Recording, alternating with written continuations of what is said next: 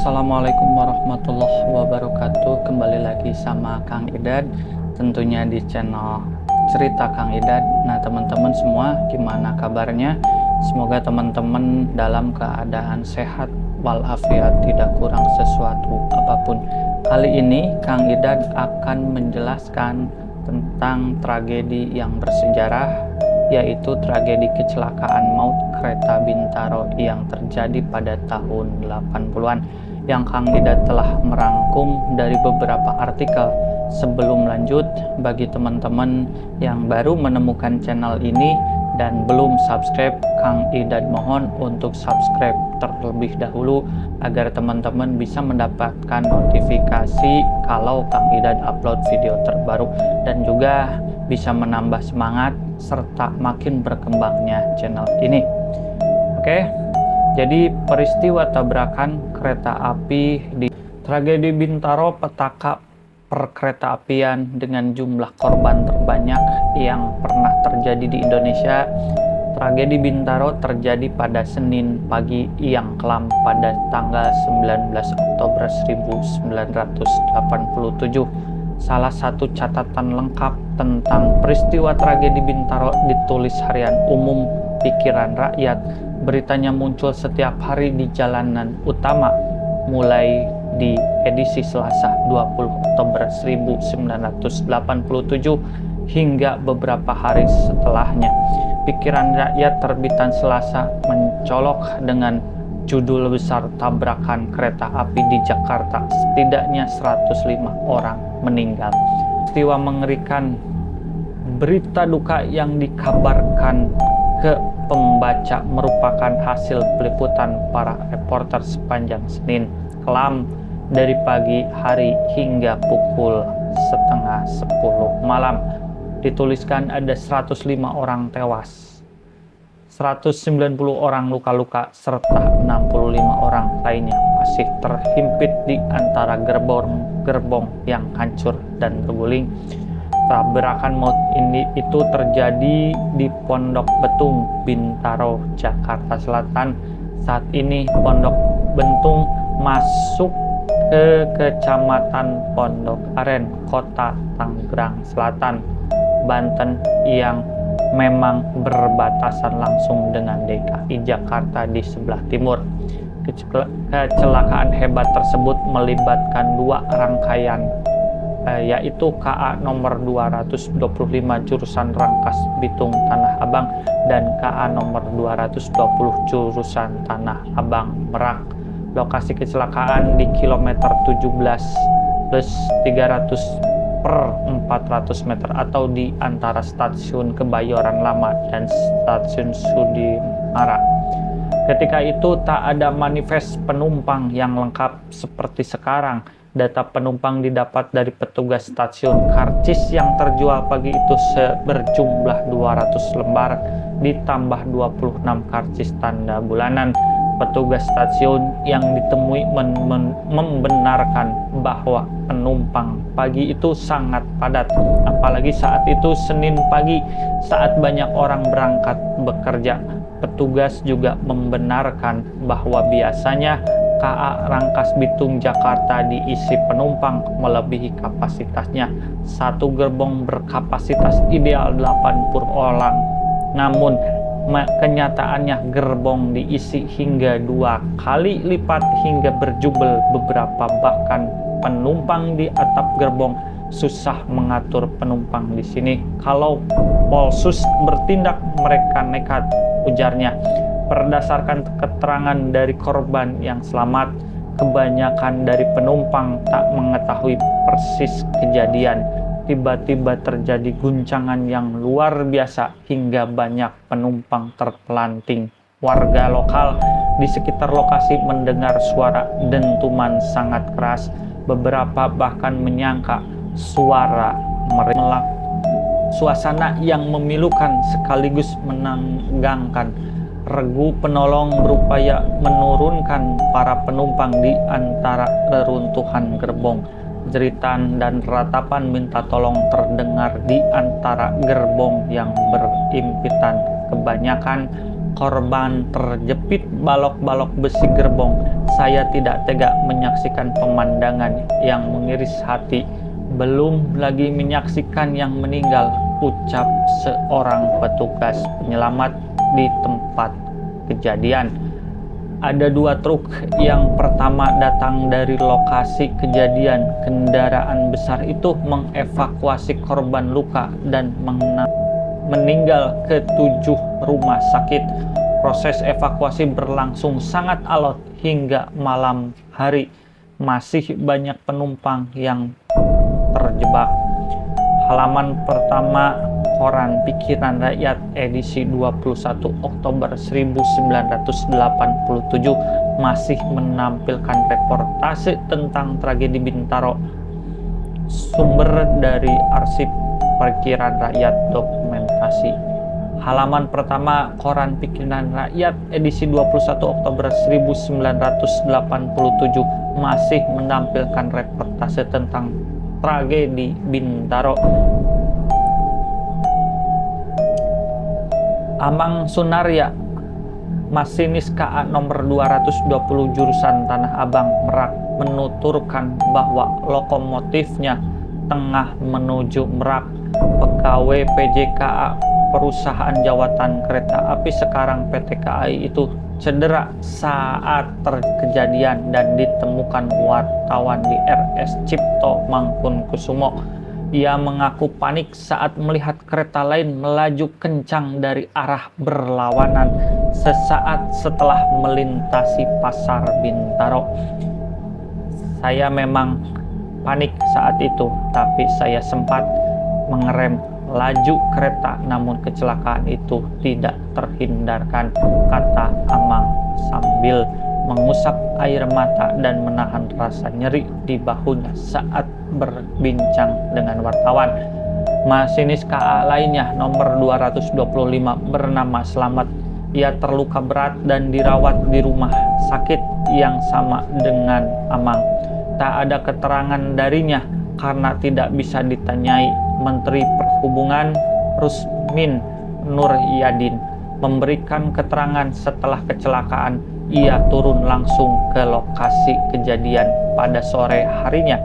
Ia mendampingi Presiden Soeharto menjenguk para korban di RSCM.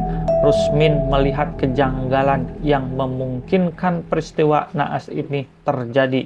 Seharusnya, kata dia, KA dari Serpong, Rangkas Bitung menuju Jakarta menunggu di stasiun Sudimara. Namun KA kemudian meneruskan perjalanan. Dalam musibah itu terbukti kereta dari Kebayoran belum lewat, yang dari Serpong sudah berangkat, katanya. Menteri Rusmin langsung menginstruksikan PJKA untuk melakukan investigasi atas kejadian itu.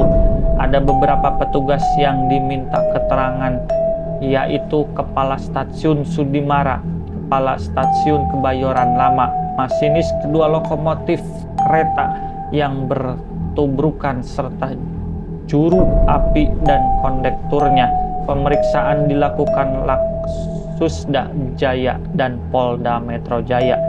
Kerusakan dan manfaat bagi warga sekitar, pemakaman massal, berita tentang peristiwa kecelakaan kereta di Bintaro terus berlanjut. Halaman sampul Harian Umum Pikiran Rakyat edisi Rabu 21 Oktober 1987 mengulas tentang proses evakuasi yang berlangsung hingga 30 jam setelah kejadian.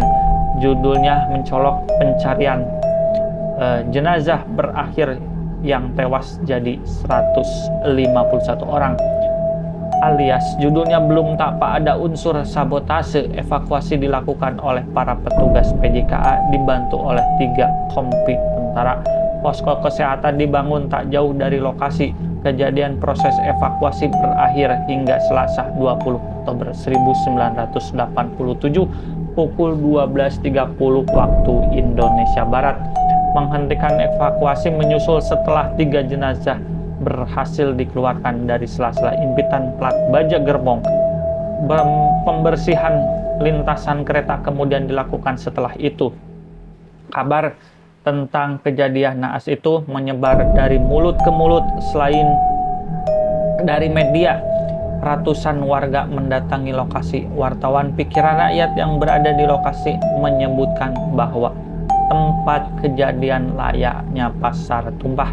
Giliran Wakil Presiden RI Umar Wiradikusumah menjenguk ke RSCM sore hari, sehari setelah kejadian terungkap. Di tengah lawatannya banyak jenazah yang tidak dapat diidentifikasi.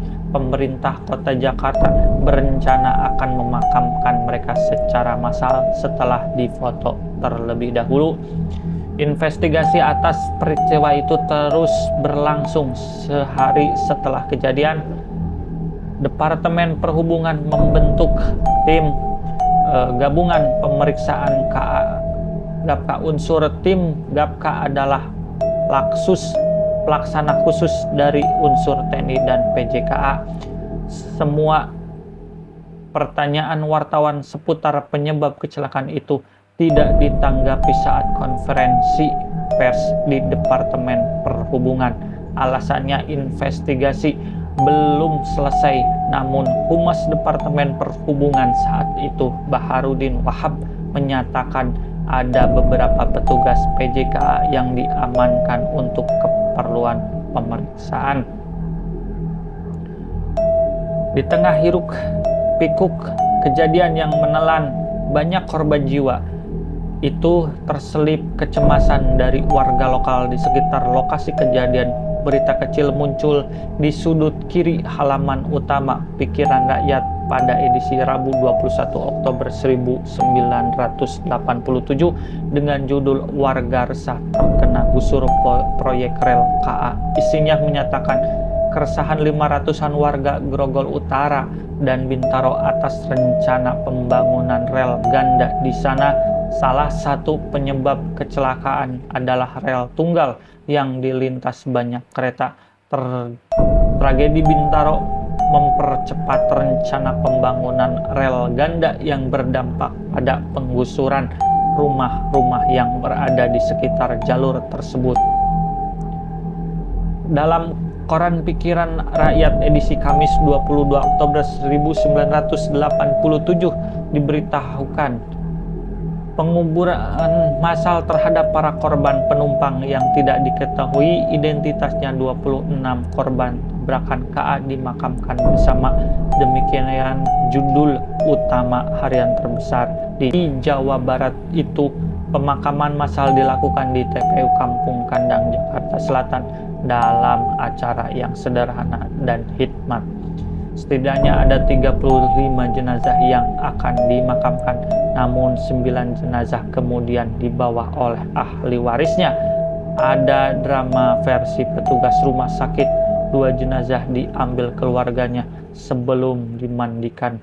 Menyusul kemudian 4 jenazah yang dikenali keluarganya belum dimasukkan ke peti jenazah, sedangkan 3 lainnya dicegat di tengah perjalanan sebelum ke TPU, ucap seorang petugas RSCM.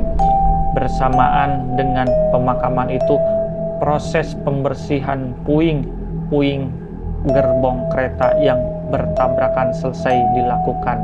Jalur KA Rangkas Bitung Tanah Abang telah kembali normal 2 hari setelah kecelakaan. Halaman pertama Koran Pikiran Rakyat edisi 30 Oktober 1987 menyampaikan informasi tentang vonis bersalah bagi para petugas dalam tragedi Bintaro. Sumber arsip Pikiran Rakyat dokumentasi.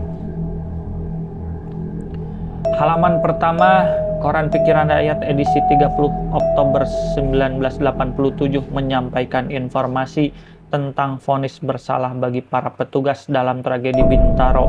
Petugas divonis bersalah.